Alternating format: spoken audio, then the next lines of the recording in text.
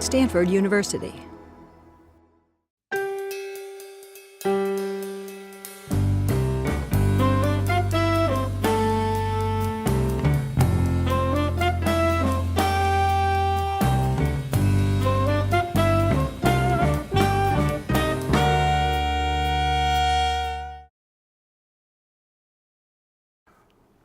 This is Steve Player with the Stanford Historical Society's Oral History Program.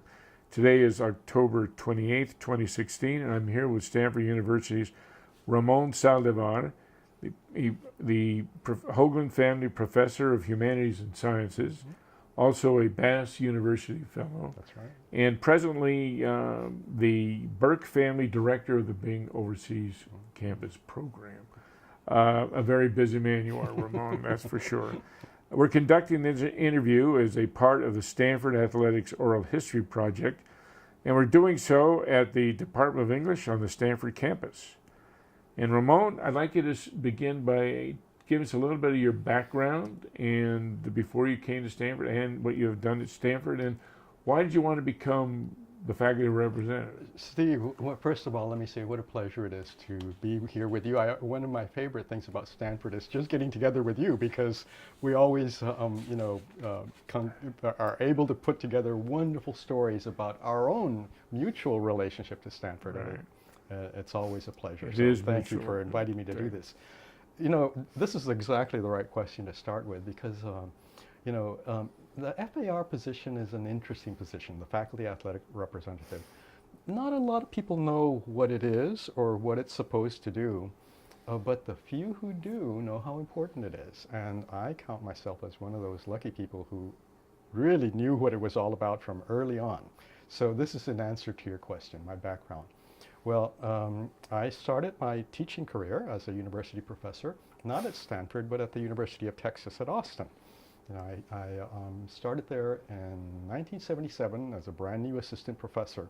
So I got to UT Austin, and of course, one of the things that you can't help but miss on the campus of UT Austin is Memorial Stadium, right in the middle of campus. Football is king in Texas. It's even super king at the University of Texas at Austin.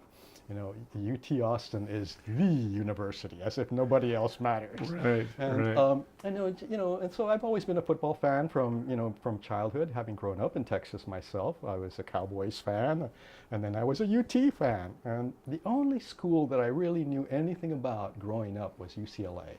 So I was an early UCLA and UT Austin Longhorn fan. And when I got to the University of Texas as a professor, I of course got season tickets and went to all the football games all the time. So I got to see Earl Campbell play, for instance. Really? Yeah. The great Darrell Royal teams. That was my era at UT Austin.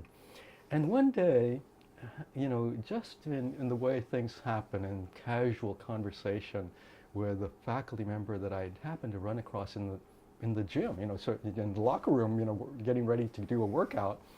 This man was a university faculty at UT Austin.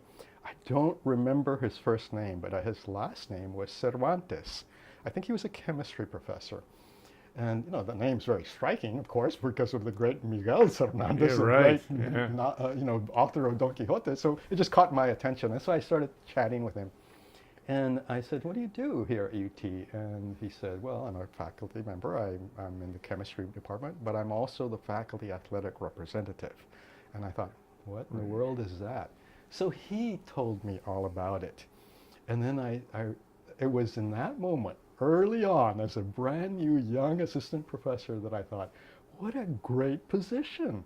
It's a position of responsibility. It's a position that, really is important, because no university wants to be caught doing wrong things for all sorts of reasons, ethically, financially, for the sake of our students.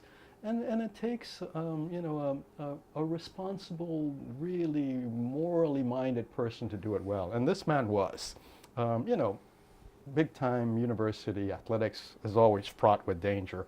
And clearly nobody is perfect, and UT certainly wasn't. But, I could tell that this man took it seriously. And so I always had that in the back of my mind. Someday, when I grow up, Yeah, you know, right. when I get out of being an assistant professor and get tenure, if this position ever comes available, that's something I'd like to do.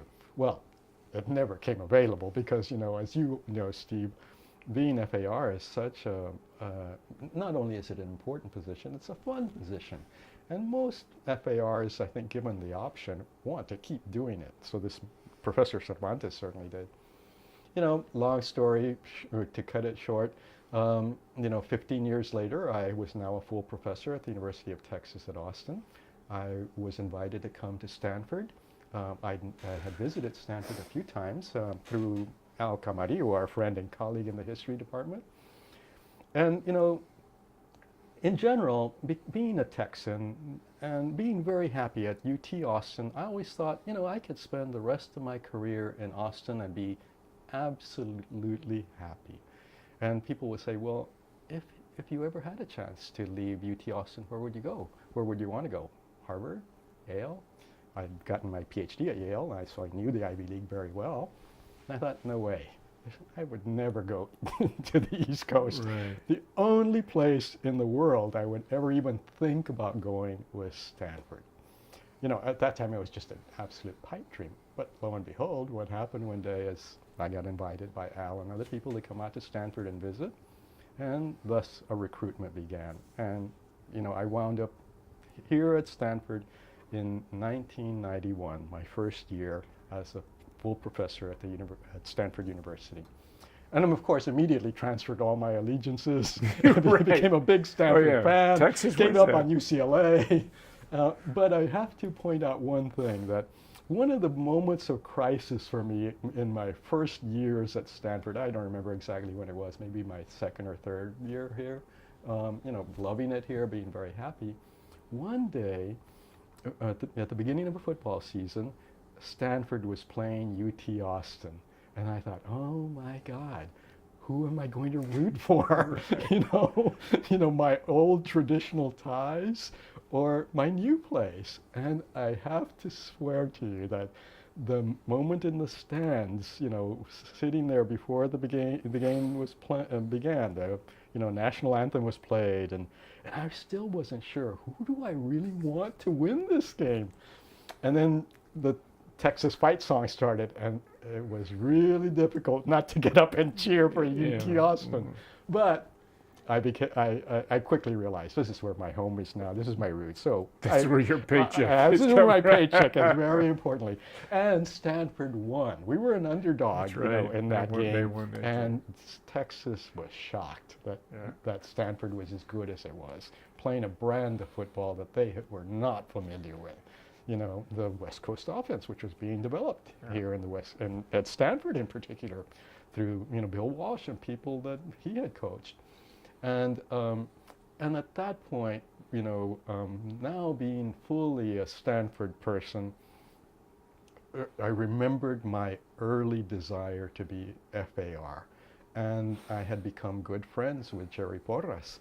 Another Texan. Another Texan, another, you know, fabulous man who really took the ethics and the integrity of doing sports right to heart. And to me, he was the paradigm of what good leadership of a sports program should include. And, you know, Jerry, of course, did great work. Like all good FARs, he didn't want to give it up. Right. But I said one day to Jerry, if you ever retire from being FAR, keep me in mind. I'd love to do it.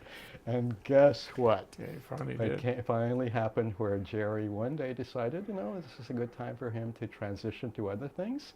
And he remembered what I'd said, and so he came and asked me if I'd be interested. And I said, absolutely. So anyway, that's how things started for me. Now, what year was that? Do you remember? You know, I don't remember exactly. Probably it was like the late 90s, early 2000s. Early 2000s. Yes, I think that's right. Yeah. So, you know, I'd been at Stanford now for 9 good years. I really felt a part of the community. I had served as vice provost for undergraduate education. In fact, I was just finishing being VPUE. And one of the things that I have always felt about Stanford and certainly the connection to Stanford athletics is that although this is a university of great parts, of parts that have real excellence certainly in academics. I mean, the natural sciences, the social sciences, the humanities, engineering, business, medicine, those are all great as independent, autonomous entities.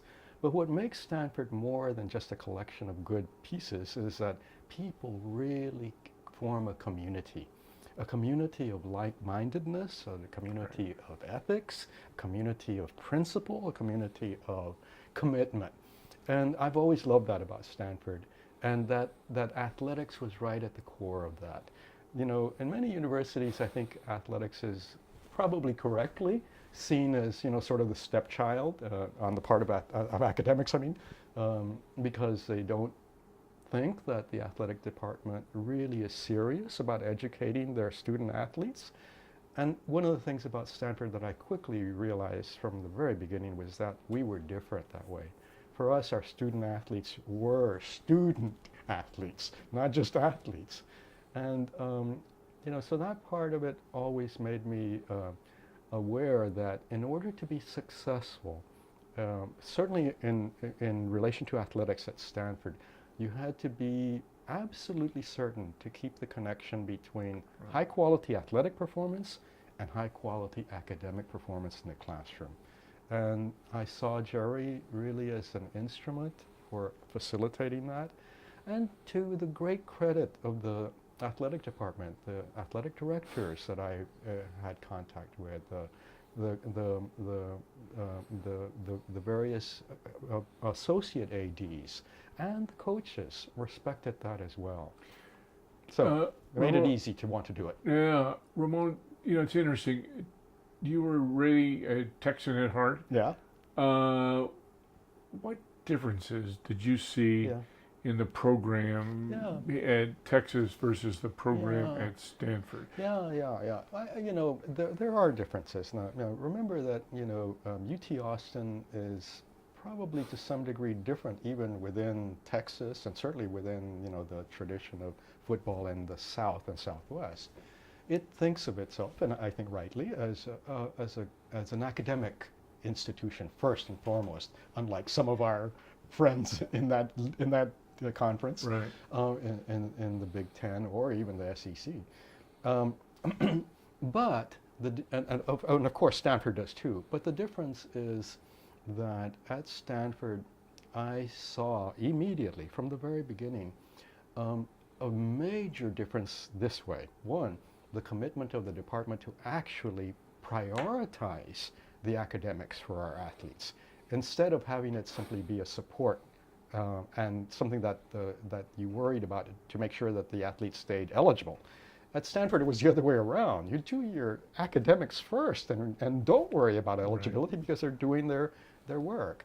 You know, obviously it's not 100% perfect. I mean, in my term as FAR, there's always instances where one has to firm that up. But by and large, the prevailing attitude was one that I was just so impressed by. And that's the major difference, that we really don't just talk the talk. We actually enact it. We walk it. Now, as the FAR, what were your duties to be sure that we continue to walk the walk and that we continue to put academics and athletics in the proper perspective? Yeah, there's lots of different steps to that, you know, and it goes really from the very top. I think you can't begin to have a successful program by staying within the athletics department. You have to have the buy-in of the president, the provost, the faculty senate, as well as everyone within the athletic department. So that's how I went about it. And every opportunity that I had, because obviously as FAR, when I became FAR, I didn't give up doing other things. I was still teaching my classes. I was still a member of the faculty senate. I still, you know, had contact with the provost and the president on a number of projects. But I would always make it a point to bring into the discussion the importance of the academic well-being of our student athletes. For instance, Steve, when, you know, one of the big improvements in the quality of undergraduate education as a whole at Stanford was the creation of the Stanford Introductory Studies programs. Right. The freshman seminars, sophomore right. seminars, sophomore college, honors college, magnificent new additions to our undergraduate program that really ramped up the quality of undergraduate education at Stanford. Well, when I was FAR, I made it a point to make sure that those programs were not just available to our student athletes, but that our student athletes had priority for, accessing them. Why priority? Because unlike most students, I mean, every Stanford student obviously is really, really busy and really dedicated to their education, but student athletes on top of doing that,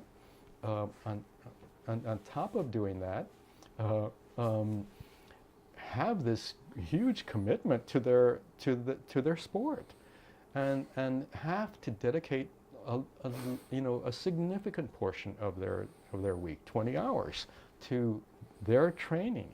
And so I felt that given that, we had to adjust the availability of our academic program to suit the schedules of our athletes. Not in every case, not across the board, not to make it seamless, but to at least provide the opportunity. And I think that's always been important. How did your fellow faculty react to that? Yeah, I think that's a major difference as well between a place like Stanford and even a place like UT Austin, which really is a good university, a very good university. There, I think the faculty, for the most part, really, I think I can say this quite honestly, because I was a member of that faculty, don't give a damn about, if I may say that, about athletics. They're focused in on their work, and athletics is something that happens as a big business thing outside their realm. At Stanford, interestingly, that's not the case. And the reason it's not the case is because many faculty at Stanford, because of the nature of our student athletes, come into contact with athletes in our classes. I've had any number of wonderful student athletes, men and women, in any number of my courses in English and comparative literature. And when I talk with my faculty colleagues, that's true for them too, whether we're talking about chemistry or biology or political science or hum bio, whatever. Athletes at Stanford, student athletes at Stanford, are not this group apart taking this specialized little curriculum. They're embedded in part of the student body that we see in our classes, that we know from our teaching, and that we come to respect because of the really high quality work that they do. So I think that's a major difference, that, obviously we're a smaller university, so we have more of an opportunity to get to know our students. But that's not the main reason. I think the main reason is that there is a closer interaction between the athletic program and student athletes in particular, and the general teaching faculty and research faculty at Stanford. During your tenure as FAR and as a faculty member, have you or can you relate to any instance where students have come in, they're trying to balance all the things of being a student athlete and being a student, where they are not matching up, they're not able to carry the load, and what how do you react to that? That's an excellent and important and a fair question, Steve. And I really have to say, in total honesty, that in my now 25 years at Stanford, I can't believe it's been that long, and given all of the times that I've interacted with student athletes, men and women, from really the range of sports, I've only come across one instance where I felt like we had made a mistake, where, this student was just not interested in Stanford academics, that the student had made the wrong decision and assumed that we as an institution were going to be okay with that. In other instances, because obviously I have come across other instances where students have to really struggle, go that extra mile, put in that extra work, come to advising and mentoring sessions, but that's okay. lots of students do that, not just student athletes. Right, right. You know, it's the real issue is when a student finds himself in that the situation where the problem set just isn't working out, where they are banging their head against a brick wall, it feels like, whether they can then come in good faith and ask for help and do something with that help. And really, only in one case at Stanford has it been my experience that I felt like this was just not going to work. Was that an admissions area, You you know, think? that's a good question, and it's hard to tell, you know, it's hard to tell. And my guess is that it was an admissions issue. You know, I think it's appropriate. I think we do this not just for student athletes, but across the board. Stanford, I think, is great because it doesn't play it safe. Stanford is great because it's willing to take chances. And that means with students too. Right. You know, if we want a broad-based, representative student body, I think we should take chances of all sorts. Students from lower economic backgrounds, students who haven't quite had the advantage of a super elite, you know, preparatory program for being at Stanford, but who show us in other ways that they have what it takes to succeed at a very high level, at a world-class level. And I think we do need to take that chance. But sometimes the chance doesn't work out. Right. We see that in the general academic program at Stanford, and it's not surprising that we encounter that in athletics as well. But, you know, I don't know if it's a fluke or whatever, but really, truly, in my experience, I've only seen that happen once. Now, the athletic department has, I would call it a counseling or academic counseling. Austin Lee, I think, is heading it up now sure. for the football. What is it? The Academic Resource Center. Yes, ARC. the Academic Resource Center, and it's in the Arriaga now. Yeah. It's in the Arriaga Recreation Center. Exactly. Do you, as part of your FAR, did you get involved in that? Well, at you know, all? yes, that's a good question. Yes and no. I mean, yes, because I think that the Academic Resource Center in Austin Lee is a former Stanford football player in charge of it. He knows and he's a great advisor. He's an excellent academic himself, and he has a connection firsthand to Stanford football. So he knows what's needed. He knows the challenges that athletes face, not just football players, but men and women across the whole range of intercollegiate sports. I think they do their job superbly well. They don't need me to meddle. But I think it's a good idea for faculty, and in particular the faculty athletic representative, to provide oversight, to check in, to make sure that, you know, that things are going the way that we want them to go. That's, I think, the great magic of Stanford, that we have lots of oversight levels on the part of the faculty to ensure the quality of our academic program. And that means for athletics as well. All right.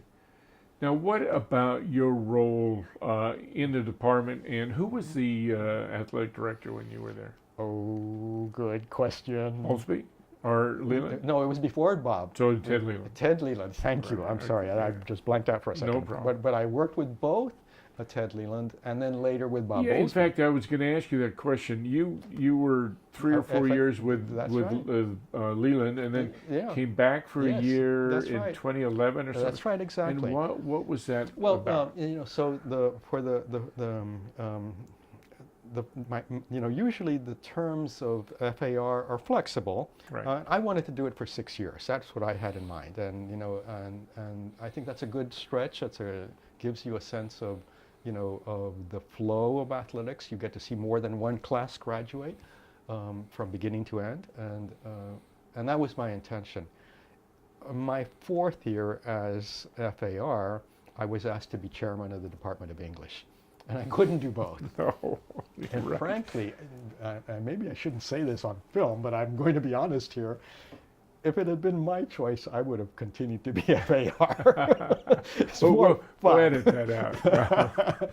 but in the end, I agreed that it was probably important that, you know, the English department was in a moment where, you know, we needed. The provost convinced me to do this, John Etchemendy, and so I did. So that's why I stopped being FAR before I would have normally wanted to be. Uh-huh.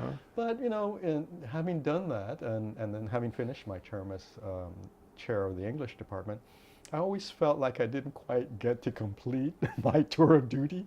And so had always said to Etchment, to the provost and to subsequent FARs that I would be willing to step in even on a short-term basis. And in fact, that's what happened. So I came back because there was an interim period between FARs and they needed someone to fill the gap, but they didn't want to have to train somebody from scratch. They wanted somebody who would already could hit the ground running and knew what the responsibilities of FAR were. So that's why I came back. In coming back, you had two different athletic directors. You had Andy, you had Ted, and then you had then Bob Bowlesby. Yeah. What differences did you notice? Was there any difference? How did the department change? It went 4 or 5 years, I guess, between your original tenure and that's a very, very important question. And of course, the one answer is yes, there was change. Yes. But the kind of change was interesting. As I reflect back on it now, it's something like this. I mean, this is sort of a beginning of an answer. Ted, I think, was committed to building a program of academic excellence, continuing what others had done, of course, but really ramping it up so that our student athletes had absolutely as much of an opportunity to succeed academically as any other Stanford student. I think that was Ted's great contribution, that he really was committed to that. At the same time, it was time for Stanford athletics to step up. Football, you mean? Football in particular. Yes, I mean football. Yeah, I should probably, because, obviously we were successful in many other sports, but football needed to step up. Exactly. And Ted began that building process. Bob, therefore, had a different kind of job, in my opinion. So there are many differences, no doubt, but I'm focusing on this one. By the time Bob came in, Ted had already established a great deal of the groundwork for the quality and integrity of Stanford athletics in relation to their academics. We'd already started winning, the Directors' Cup, and so Bob didn't build that. He didn't start that. His job was to continue it. He certainly didn't want to be the director who was going to lose the Directors' Cup for the first time. But then he was charged with, on top of that excellence, how do then you become a national presence in football in particular, and not lose your excellence across the board in other sports, men's and women's sports. So that was a big difference. I think that Ted was a builder, starting a tradition, and Bob was charged with taking that base and taking it to the next level. To the next level. What? How was your relationship with the two? I think you've got a unique situation here where I think Jerry had worked with 2 or 3, and you worked with 2. How are they? How are they different? And how did they relate to your position as FAR? Yeah, that's a good question too. And of course, everybody's different. And I think that whoever had been ADs during that period, whatever 2 people we could think of, certainly they would have been different. But in their particular cases, this was a difference, in my opinion. I think Ted was much more of a team consensus builder. Among the associate athletic directors, with the NCAA eligibility and enforcement staff, with the FAR, we often met as groups, sort of as to sort of come to a consensus in a broad-based interactive discussion. Bob, I think, cared for all of those things as well, but he had a different style about how to do it. I think he was much more of an independent thinker.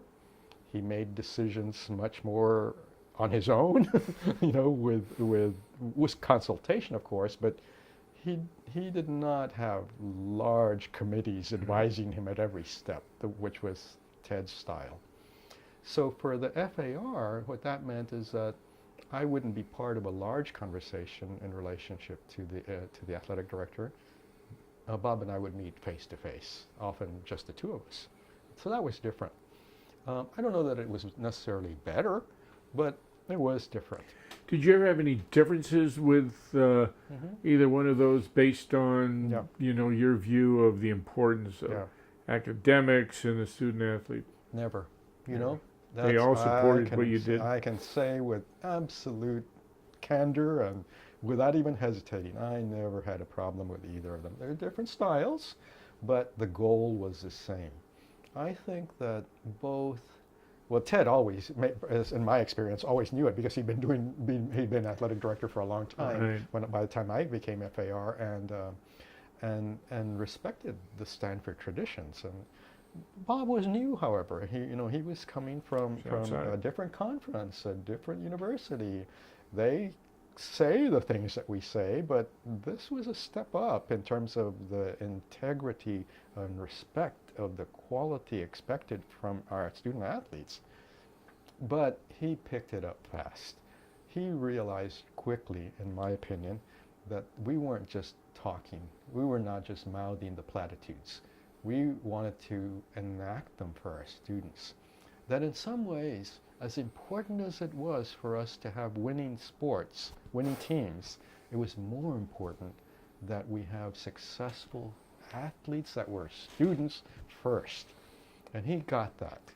Did the coaches get that? How was your relationship with the coaches? Yeah, look, that's a more complicated issue. and here too, in all candor and all honesty, I think the coaches got it too, to different degrees, and were willing to play along. But it's certainly true that their priorities were elsewhere. Their jobs depended on these kids performing as athletes. Absolutely. And it's not just, I really got a glimpse of that my second time around working with Bob and the new coaching staff that had just come into place. Do we remember who that was? Oh, the football. Who was the new football coach? Jim Harbaugh. Jim Harbaugh, exactly. Right. Yeah. So I got to work with him and his staff, and I saw very, very clearly, the difference that he brought in intensity to what we had had before. And I saw the quality of the intensity, not just for the head coach himself, but all of the assistant coaches.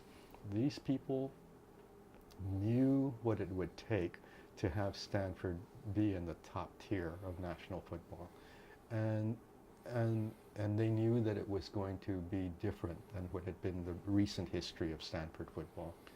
At the same time, they knew that this was not going to work if they didn't also keep the traditions of academic excellence that had been built up at that point.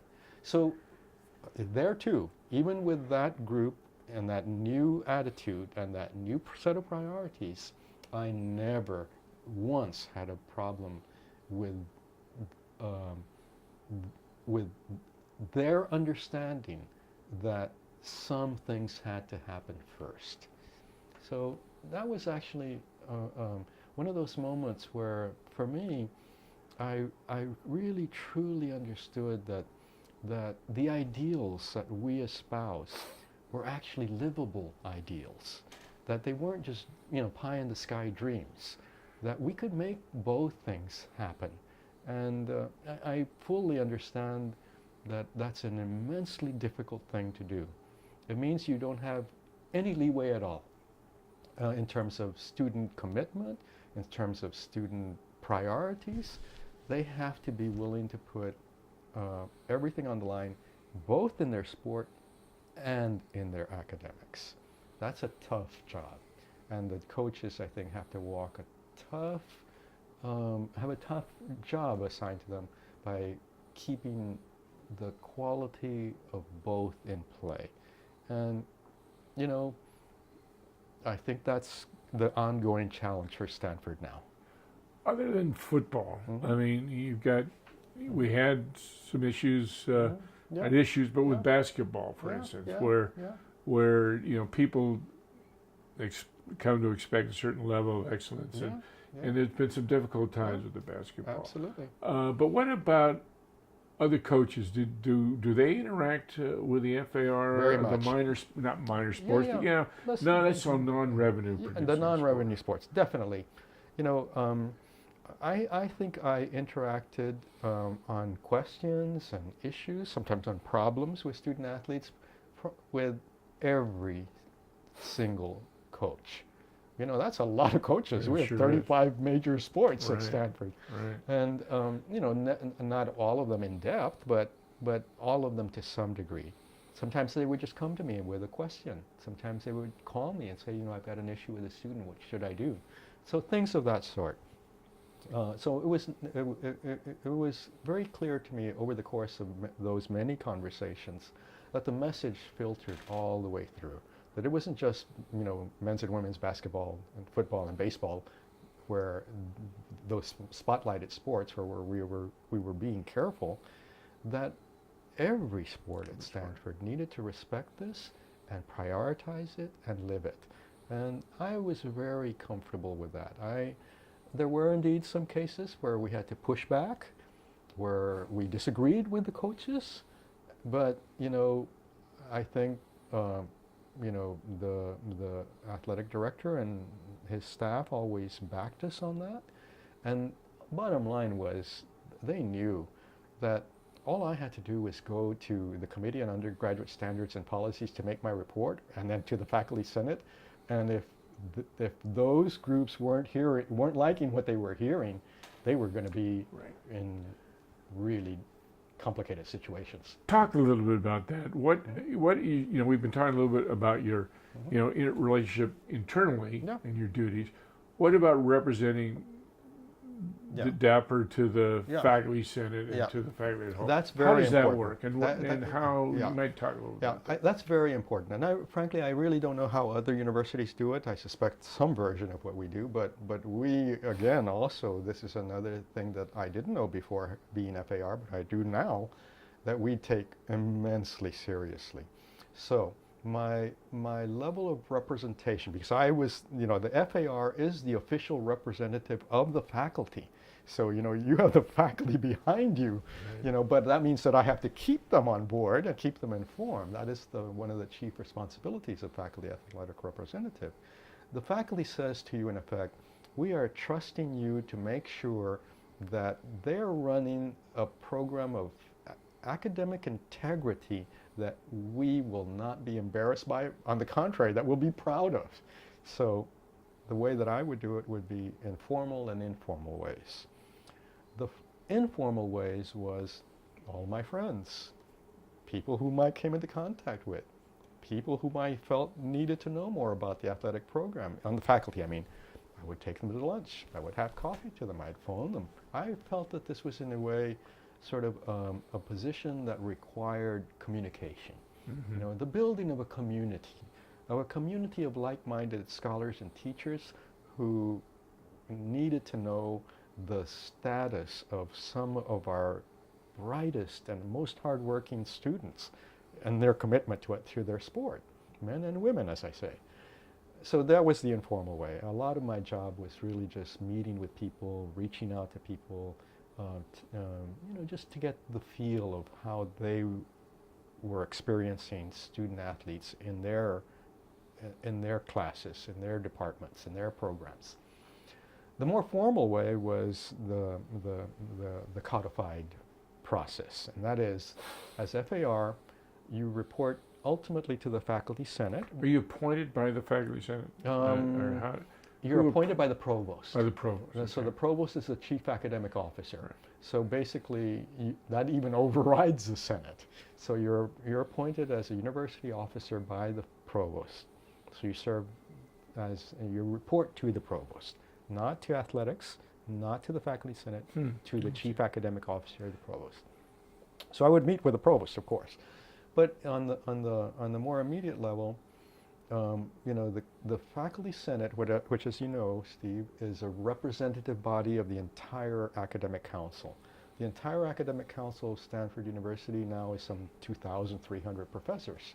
We meet once a year, but we don't. But the faculty as a whole doesn't make the rules and bylaws and the regulations by which academics is governed at Stanford. A smaller representative body does that. That's the faculty senate. And the faculty senate is broken up into subcommittees. And each subcommittee is charged with specific things. One of the most important overall subcommittees of the faculty senate is the Committee on Undergraduate Standards and Policies, CUSP, C-U-S-P, Committee on Undergraduate Standards and Policy. So all athletes, intercollegiate athletes, are undergraduates, except for the one or two, co-term students. Right. And the very rare case where a student plays as a graduate student. That does happen sometimes, but it's rare. For the most part, undergraduate. That's the committee that is charged by the faculty senate to certify the performance and the quality of every academic unit on campus, departments and programs, and the performance of students within those programs. So if an IDP, an interdisciplinary program, is not meeting its charge to its students, it's not doing what it should be, CUSP is going to come down on them. Same thing is true for athletics. And so the athletic department, in its responsibility as an athletic program, nevertheless has to make provision to make sure that students participating in intercollegiate sports have all of the opportunities and abilities to meet their academic requirements. So I would meet with CUSP once a quarter. And that's where I could bring to them issues, problems. If a coach was not, doing what I thought that coach needed to do, that would be the body that I would report to. In addition, of course, to sharing my opinions and findings with the athletic department staff. Did you ever get any pushback from any of the faculty members? I mean, I've heard Yes. some faculty are saying, Yes. "Hey, we're not a Big Ten school, or we're not a factory. We're Yeah. here for as academics." Sure. How did you respond not to that? surprisingly, that does happen. And I think if you were to take a random poll of Stanford faculty, even today, you would hear some of that. And it goes something like this. We are very proud that Stanford student athletes accomplish as much as they do. But we're not being fair to them, because ultimately that's not where our priority is. Our priority is not with the SEC or the Big Ten or the Big 12 or the ACC. It's more like the Ivy League. And maybe we should be an Ivy League type of institution. No athletic scholarships, restricted practice times, circumscribed opportunities for athletic competition. That argument, I think, could be made by any number of faculty today, so you will hear that. Yeah. And I respect that. Yeah. I think that's a reasonable position, because when you come right down to it, Stanford is the only school, really, I don't think that's an exaggeration, the only school in the whole of the United States that is capable of providing an Ivy League type of education and requiring those standards of its students, and also competing on the national level for intercollegiate championships the way the SEC does, or obviously the Pac-12. It's the only school that has that level of intensity. If, for instance, the University of Chicago or Harvard or Yale were doing what we're doing, some of my faculty colleagues will argue, then fine. But when we're the only ones, how fair are we being to our students? So, most faculty, I think, don't take that position, but it is a position that you will hear. Speaking of that, you're mentioning other leagues and other conferences. And we've been talking about your duties here Mhm. at Stanford and pretty much internal duties. Yeah. What role also do you play as Yeah. an FAR interacting with the NCAA Yeah. or Yeah. these other conferences? Yeah, throughout that's the a country? much more, that's a trickier one, really, one, and a question that I'll answer very, very straightforwardly for you as well, Steve, but that was always a problem for me, you know, and I think that has been the case for many FARs at Stanford too. To the best of my knowledge, only one FAR in recent memory, and that's Jerry Porras, has been able to function very, very effectively in an influential way, both within Stanford University, within the conference, the Pac-12, and within the national scene, the NCAA. And let me explain what that means. That means that as FAR, in addition to doing your own teaching and research and taking time out to do all the things that I was describing, to, you know, keeping abreast of what's happening within the athletic department, Right. and then more importantly, checking in with the student athletes, you know, on top of that, then you're also involved in committees that span issues across the conference. You know, USC is not following this set of rules. What should we do about it? You know, Oregon State is meeting these standards. So you get involved, in other words, with issues involving other campuses and universities. And then if you are going to have a role of influence within the NCAA, not only are you taking that position within your conference, but across the whole nation. You know, what's Alabama doing these days? You know, what's happening at, you know, NC State? You know, what's going on at Louisville? You know, and that takes a level of commitment, of time, that frankly, and I just didn't see how someone could do that. So not every FAR is as involved as No. Jerry was No. outside. No, I think Stanford. not. And let me just add one thing about that. And I think that's an issue. I mean, that's a question. I mean, Jerry's position was, we don't exist in a vacuum. The rules under which Stanford plays are written and enforced outside of Stanford. So we need to have a presence there to make sure that our standards and our ethos is the standard and ethos being promulgated at the very highest levels. I totally respect that. I think that's exactly right. But then that requires a personal commitment of time and effort that, frankly, I just didn't think I had. Right. I just, you know, I was stretched too thin as it was. Historically, though, if an FAR did have that time, I Yeah, can understand all the things that you've got on Yeah. your plate, Yeah, how you can only go so far. yeah. Is that traditionally a role Yes. of the FAR to interact with NCAA, and go Definitely. to conferences, and do this kind of Definitely. There too, yes, it is. So the simple answer is yes, and let me explain how. And that was part of that, of course, all of us had to do. I mean, I Right. did do this.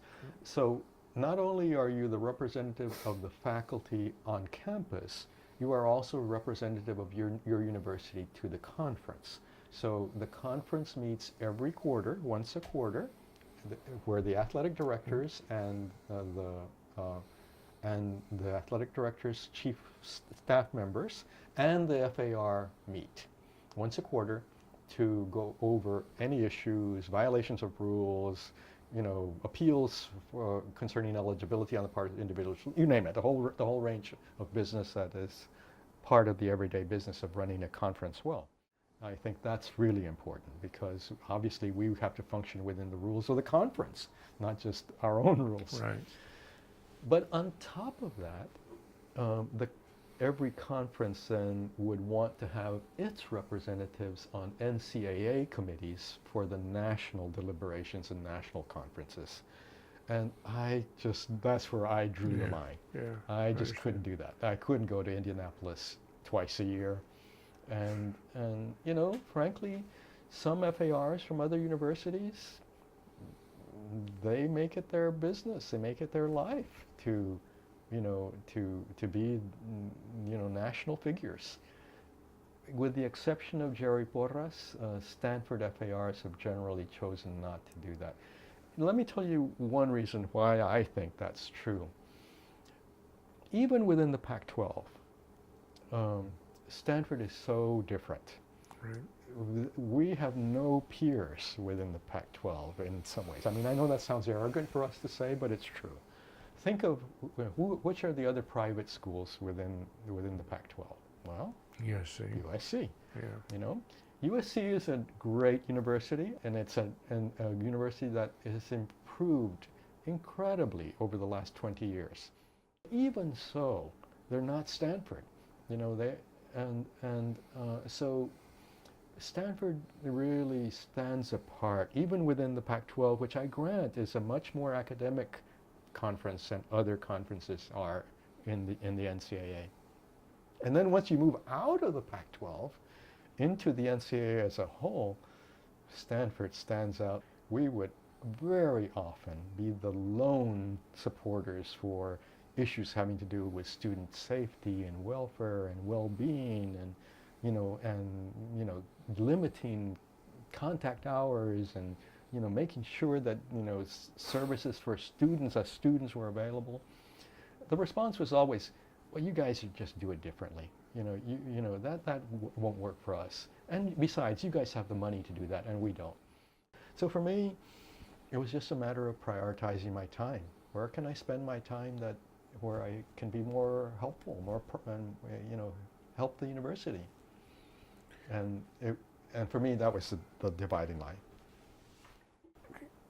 Let's follow up on where we were a little bit on how Stanford maintains what it's maintaining, and some of the pressures on football, let's say, or the athletic program in general, like the TV contracts and all this philosophy of unionizing our players and paying students. What is I know you're no longer in the full FAR, but your personal thoughts on that. Do you think this is something that Stanford is going to go with, or what do you think? Certainly, within the spirit that you ask it, Steve, it's my opinion, because obviously I don't have a position that will influence the matter one way or the other. But I can say this really pretty clearly, and I have not ever met another faculty member who thinks that's a good idea. And I'm glad that the university has taken the very definitive position that it has on that. I know it would be very upsetting for many people, many of us sports fans included, on the faculty. But if it came to the requirement that we pay students to be basically semi-pro football players, for instance, I think Stanford should not participate in that. Our mission is very clear. We're not here to be a semi-pro league for the NFL. Our mission is to educate, future leaders of the world, and our students basically are that. They're the people who will lead in almost every field, and that's our primary role. If it would come to paying football players, for example, I think the faculty would say we step And we out. might go more to the Ivy League model. Yes, the Ivy League model, exactly. Right, Exactly that. Now, I think that, people are sort of thinking through in a scenario sort of way, what would that look like? Who would we play? What would it entail to play from the West Coast all the way across the East Coast? But that's those are logistical problems, because the matter of principle is pretty clear. I don't think there's any support at all on campus, certainly on the part of the faculty, for us to move to a position like that. So last year, when John Hennessy issued a statement to that effect, that if this became the standard for playing football, that Stanford would probably step out. Yeah. And I think everybody. Really, I didn't hear one single dissenting voice. Everybody applauded that. So I agree. it seems, you know how these things go. They ebb and flow in terms of interest and volatility, and that seems to have ebbed a little bit. I don't hear that as much this year as was the case last year, but I suspect that it's not a dead issue. I think that, in the coming decades, maybe even within the next decade, this could very well be one of the major issues of intercollegiate sports. And I think that that's going to pose a major problem for Stanford. I agree. I think I would support what you're saying 100%. Yeah. Let's go back a little bit too on the kind of nitty gritty. I think if people are interested in what does an FAR do, and we were talking about interaction with coaches. How does that operate, and were there specific instances you can that's say, that's a very good kid question. that was having trouble at school, or how you dealt with that? Well, let me give you, sort of a glimpse of what a typical day-to-day on the job as FAR might look like. And really, I can give you sort of two very different examples. One is just an everyday, ordinary day where no crisis is happening. You don't get that phone call, which requires you to focus in on it and make sure that everything else, everything else has to fall by the wayside, because that becomes the focus. I won't start with that. I start with a much more mundane, everyday job. So what the FAR does is he or she has an office at the athletic department, and you go over there, and you basically are involved, one, with just having office hours for students to come in, student athletes to come in and share issues or have questions, or maybe just want advice on what happens to them after they graduate, because after all, I'm a member of the faculty. So those are very typical kind of days. But what happens is basically you're involved in looking at student records, on a day-by-day basis, quarter by quarter. What classes are students taking? Are they making degree progress? Because part of the thing about NCAA regulations is that students don't just have to take classes, they have to be making progress toward a degree. Right.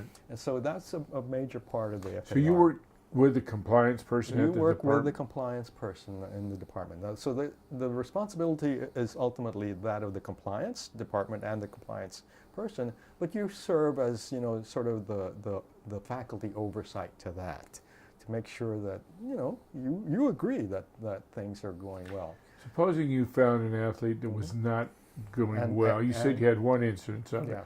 What was your role there? Did you talk to the athlete or the student? Well, let me give you two instances, because you do find, those instances where students are not quite making the progress that you want them, or that they need to make.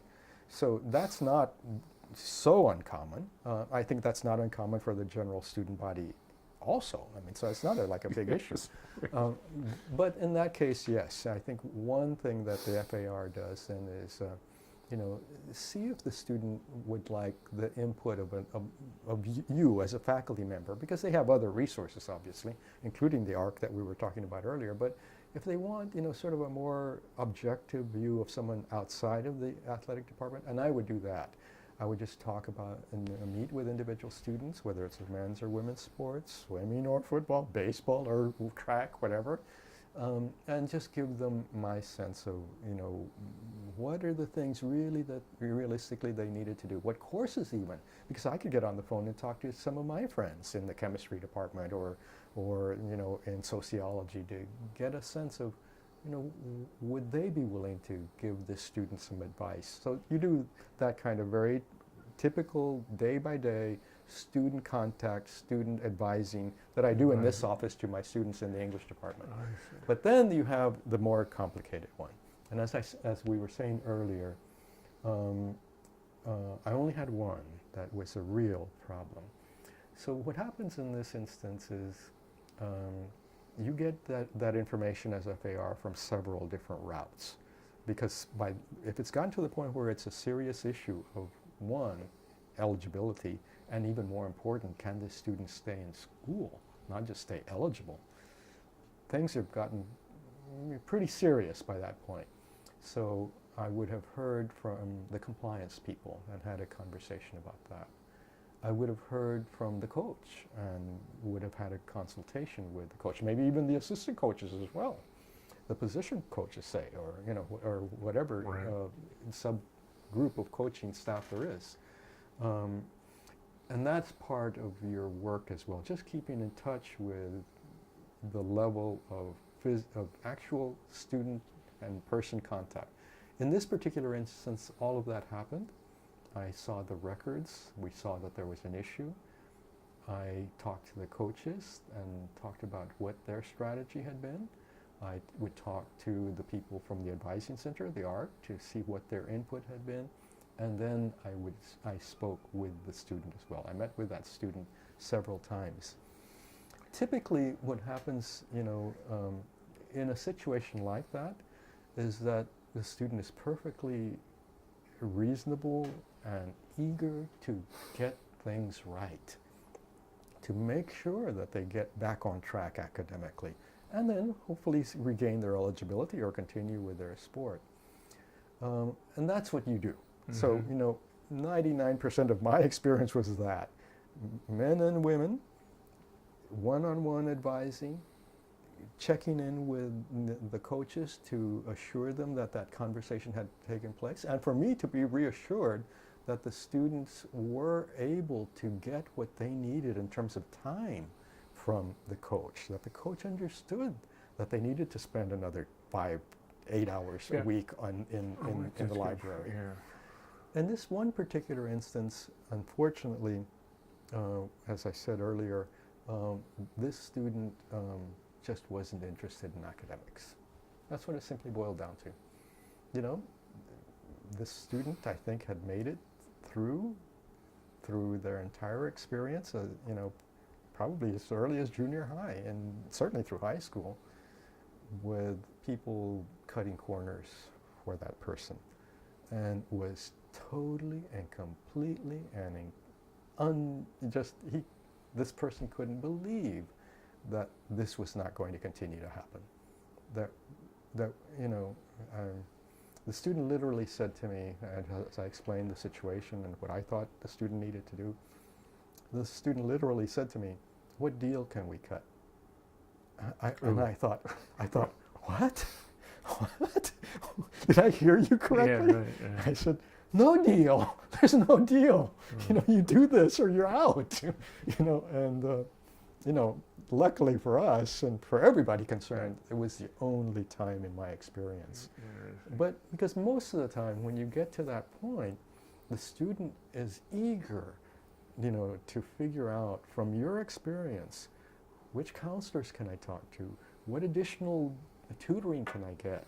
What faculty member will help me with this situation? And that's what the FAR does. So on a day-by-day basis, it's not very exciting, but it's necessary. It's interesting. Julie Lithcott-Haynes just wrote a book on parenting, and I talked to the women's golf coach the other day about, do parents get involved? Yes. I just got thinking, wait a minute, while you're talking about that, would a parent get involved in this? That's an excellent question. In this particular instance, no, which is itself a bad sign. Yeah, you're right. Because we as faculty always, these days, we tend to grumble and complain that parents are too involved because, they're jumping in when they shouldn't be. Julie says, right. Exactly. But in this instance, and then and there is a role for parents, but in this instance, there wasn't their role. There was a role, but the parent wasn't playing it, and that's not good. Did you have any incidents where parents would call you about? Interestingly, in my whole time as FAR, never. That never happened. I can't say that for my role as a member of the faculty of the English department. Sometimes parents do call. Yeah. But, if a parent had called, I would have treated them the same way that I treat the parent of any student, respectfully, share with them what I can. But, by federal law, by federal rules, we can't share information about student performance, even with the parent. That's one of those gray areas that is still being thought through, and I think Stanford is more lenient about that than we used to be. And I think that's a good thing, because parents do have a role. I completely agree with that. But on the other hand, parents can't solve many of these issues for the student. The student has to solve it. In this particular case that I'm describing, that was a big warning sign that there was there were just a whole series of issues that Stanford wasn't going to be able to fix. Very differently, another case that I can point to you that sort of gives you also the sense of what a day-to-day life of the FAR is. is, and this happened, with a golf player, where the student was claiming one position and the coach was claiming a very different position. And when that happens, when you have two contradictory statements between the coach and the student, that's a major problem. And we have a way of dealing with that. It was, then it goes through the standard university hearing process. And it is the role of the FAR for student athletes to create that process, to set up the hearings, and to serve as the judge of it. Oh, okay. So you will adjudicate Yes. these kind of disputes. Yes, definitely. Interesting. And in this instance where that I'm thinking about, and I have to keep it general because I Sure. can't give you details. Right. But in this instance, we sided with the student, and Interesting. and that coach wound up leaving Stanford, and I think it was the right thing. But so those are rare because in my experience that happened maybe once a year. So out of the 4 years that I did this, I was involved in those kinds of issues once a year, where it actually went to the level of a hearing. And yet, when I've spoken with other FARs, so for instance, Al Camarillo, who we both know and has been FAR recently, he never did it. He never experienced a case where that it actually had to be adjudicated by the FAR in a formal university hearing. It's just, I think, the luck of the draw. Somehow I got lucky and did it 4 years in a row. Right. Well, tell me this. Looking back, any great surprises or disappointments in your tenure as FAR? Yeah. No disappointments because, I enjoyed doing it. I looked forward to doing it every day. I would look forward to my time walking over from here to the athletic department and being part of that team. It was a great pleasure, and it made me feel good to my core to see the dedication and the fact that, people really did mean it, that they wanted students to have the best opportunity as an athlete and as a student. So no disappointments of that sort. On the contrary, I think for me it was just a very positive experience. Right. But probably the most important thing that I experienced was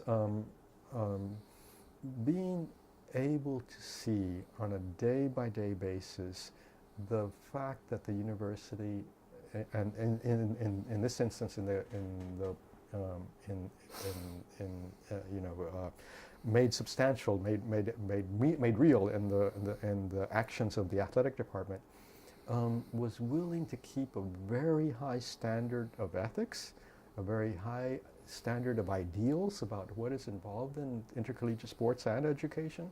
And that's not something that we can take for granted, and I was always immensely gratified that I was part of that team.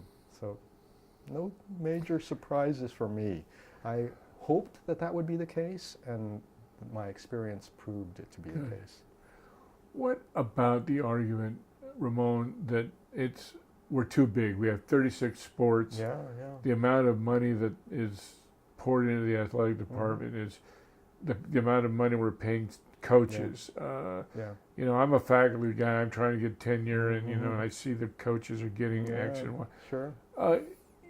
Do you feel that we can sustain this or should sustain this? Yeah, that's an excellent question, Stephen. That is a debate within the faculty, and that too. I don't think that there's a consensus on that against our doing what we're doing, but there is a substantial body of faculty who very reasonably will say what you've just said. And when you stack up coaches' salaries against the salary of, say, an assistant professor in the English department, there are huge differences. And people rightly say, is that where our priorities are going to be in the future, and is that the right is that a right distribution of Stanford's resources? I think those are fair questions. In my opinion, I think we're still within reasonable bounds. I think that this is one of those instances where we can take advantage of the fact that we are wealthy, that we have a lot of resources, that we have the opportunity to take and provide, opportunities for students that other universities can't. Yeah. So the fact that we have, what is it? I think it's like 18% of the undergraduate student body are intercollegiate athletes. That's incredible. The only other college that I know of that comes even close to that is Williams College. But they're a junior. They don't play in the big leagues. Right. They're Division II guys. Yeah, that's right. And I think that that is a very positive thing. Now, that's avoiding your question, the implication of your question. Can we sustain that? And maybe even as a follow-up, should we even grow beyond where we are? Those are much more difficult things. I think that for the moment, and we have been there for a while, we're in a good place. I think that we've shown ourselves and the nation that it can be done well, that it can be done affordably, given resources, and that it can be done with integrity, more importantly. And so I think that there's a role for Stanford's preeminence among universities in the country as an intercollegiate university, as a participant in intercollegiate athletics, for that reason alone. That we serve as a model of, how this can be done well. However, I think the temptation is always going to be there for us to overstep, to overemphasize, to cut some corners. And I think that the minute we do that, and it's only going to take one incident, I think if we were to have one major incident where we were caught doing any of those things, a lot of the support that I was talking about, it would erode. Did you get involved in any of the fundraising aspects of the department? No, I didn't. I wasn't involved in that. Yeah. But as we know, that's a very fair question, because typically that's one of the big ways that people get in trouble. Yeah. That's how universities get in trouble. That their fundraising activities get out of control, or worse, that their boosters and their donors don't respect the boundaries that have been put in place to control it. So that's something that I think, we as an institution cannot underestimate, that we too can be tempted. Right. And sometimes I fully understand it might even happen inadvertently, with all good intention. And that's the danger. That's the danger, where that becomes something else, where the good intentions become something else. Let me talk on a whole different subject, and it has to do with the Overseas Campus Program. Oh, sure. I was my big favorites. I was going to say I was an intercollegiate athlete that went overseas. Yeah. Bob Burke was a intercollegiate athlete that went overseas, Absolutely. football player, both of us. Do many intercollegiate athletes go over, and do we do much to help them go overseas if they wish? Is this important to you? Yes, I'm so glad you're asking this question, because it's very important to me. And the good news is a lot of student athletes do this, and more importantly, we're making it possible for more to do it. The bad news is that not as many as should do it or even could do it are doing it. So that's the challenge. So right now, overall, as you said, since I know this, since I'm the director of the Being Overseas Studies program, and I have these figures, this is what I deal with on a day-by-day basis.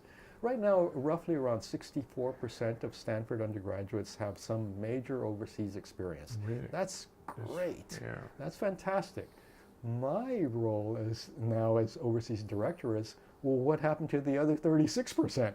How come they're not taking advantage of this fabulous opportunity? And it's not just me thinking that. All of our analysis, all of our outcomes, all of our surveys of students currently at Stanford and alumni, the single most important thing that most students say about their Stanford experience is their experience overseas. That they meet a wife or a husband. They learn a language that creates business opportunities. They wind up, it changes their lives in such dramatic ways. Right. It gives them a vision even of themselves and their own community that they might not have had otherwise. So, my commitment as director of the Being Overseas Studies program, because of my involvement with Stanford Athletics, was to make sure that Stanford athletes have that experience as well. So, right now there are two demographics at Stanford that I think are underrepresented at overseas campuses. Not surprisingly, one is the technological, hard science, STEM fields, because of their rigorous course requirements, the numbers of courses they have to take, and even more importantly, because of the sequence in which they take them. Mm-hmm. If you miss out on one physics class, you have to wait another whole year before you can take another one, and so that makes it difficult. But all of those are solvable problems, it seems to me, and we're doing a lot to make it possible for STEM students to be overseas. And in fact, that's our largest, the group that is growing most rapidly overseas representation. The second is athletes.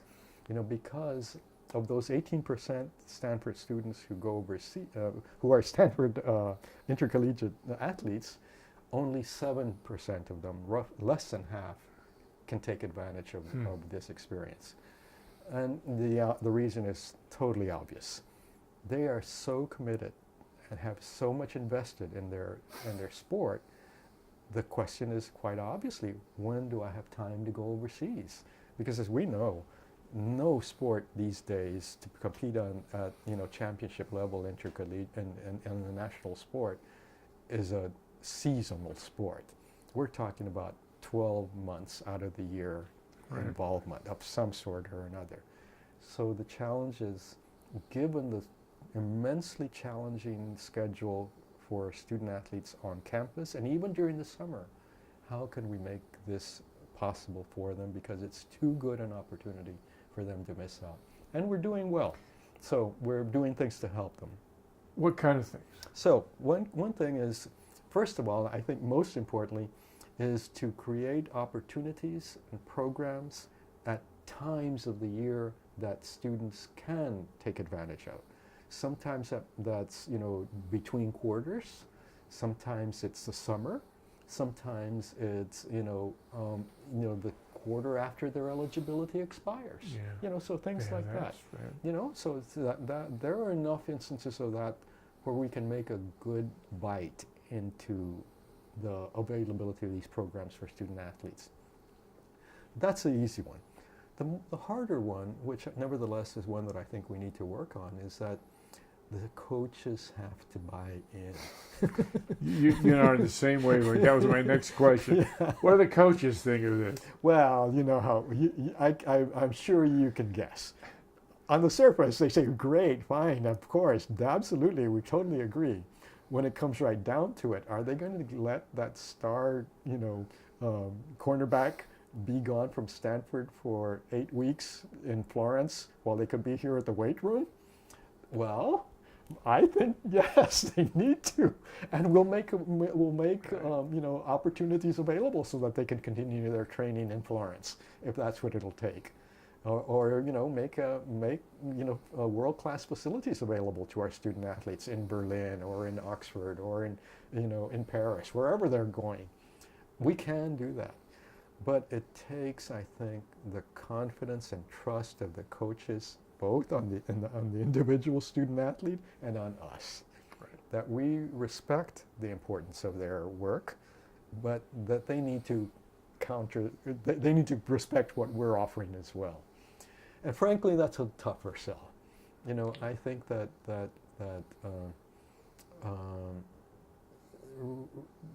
in some cases, maybe too many cases, student athletes wind up not doing this, not because they can't find a way to do it, but because they don't want to offend their coach, because they feel like there's implicit the sense that to the coach then that this reflects less of a commitment than another student who decides not to go.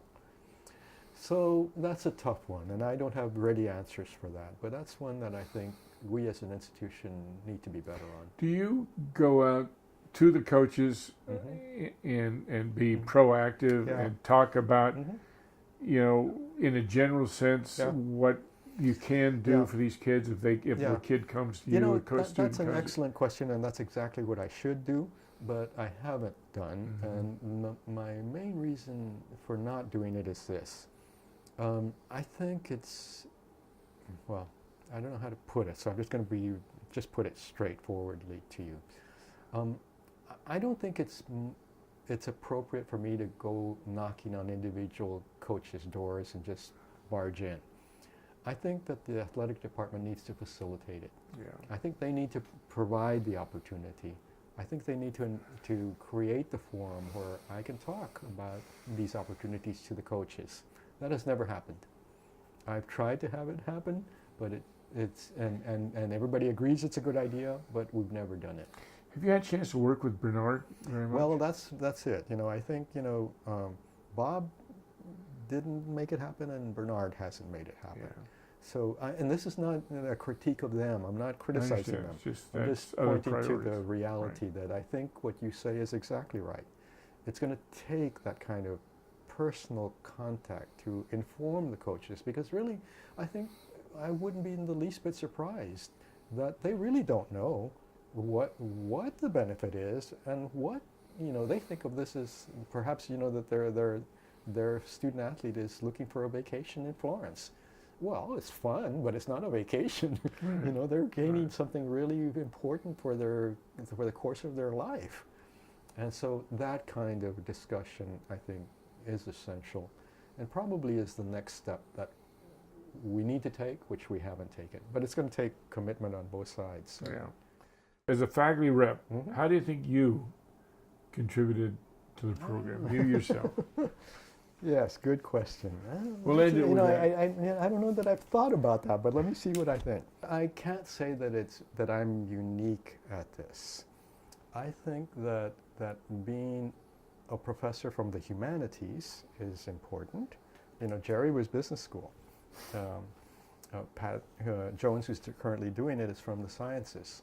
I think having a faculty athletic representative who doesn't represent the professional schools or the natural sciences or those other elements of Stanford which are so visible, but the humanities, which is at the core of what we do, but often much less glamorous, is important. And so I was very proud of that student athletes could see me as a role model in that way, that, you know, that what we do over here also has life significance and can lead to many interesting careers.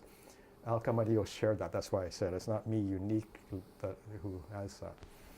And the other part of it is, again, not unique to me, but because Jerry and Al share this, that we're minorities, that we're Latinos, that we're Mexican American, that, you know, Stanford is a university that makes opportunities available in a broad way, and it's a diverse institution where the huge opportunities are available to anybody who's willing to take it on. And I think that is a life model for student athletes as well. And many noted that, and we're very conscious of it. Of course, especially the many minority athletes at Stanford. But, you know, that's not my own unique contribution either.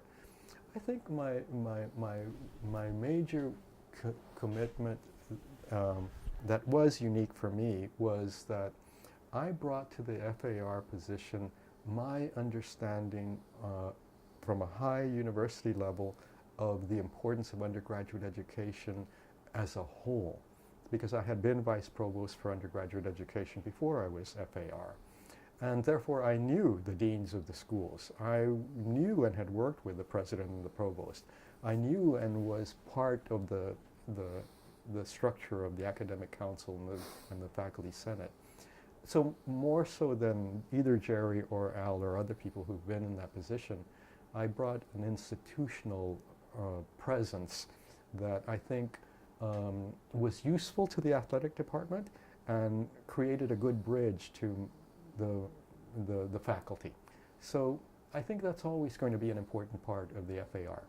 The FAR can't just be a faculty member, but rather it has to be a part of Stanford as a whole.